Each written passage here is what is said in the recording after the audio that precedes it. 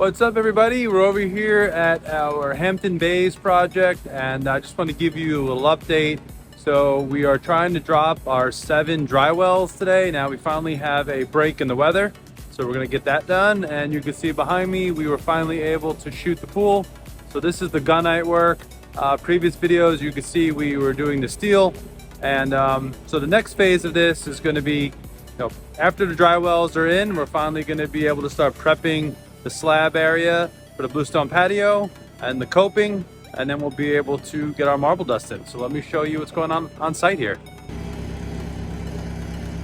All right, so here we go. We got the pool, and cool little feature here. So this pool was tough because it was small and oddly shaped because we have the wetland setback to deal with.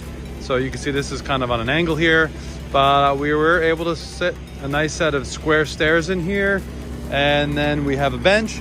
We have about a 4 foot to 5 foot slope from shallow to the deep end.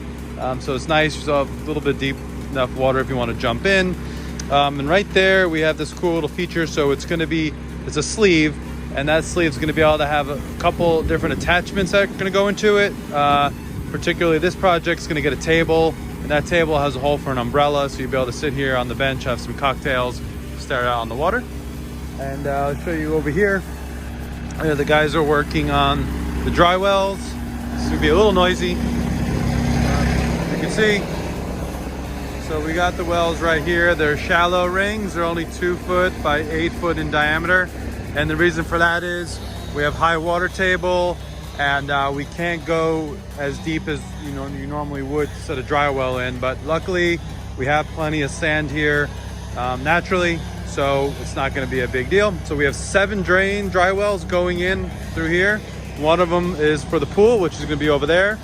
And most of these dry wells are going to be catching the water coming off a couple of these roof drains. And you can't see over there, but we have a driveway drain. And now we're going to make sure all that makes its way into these wells. And this way we can contain it. So stay tuned. We'll give you some more project updates.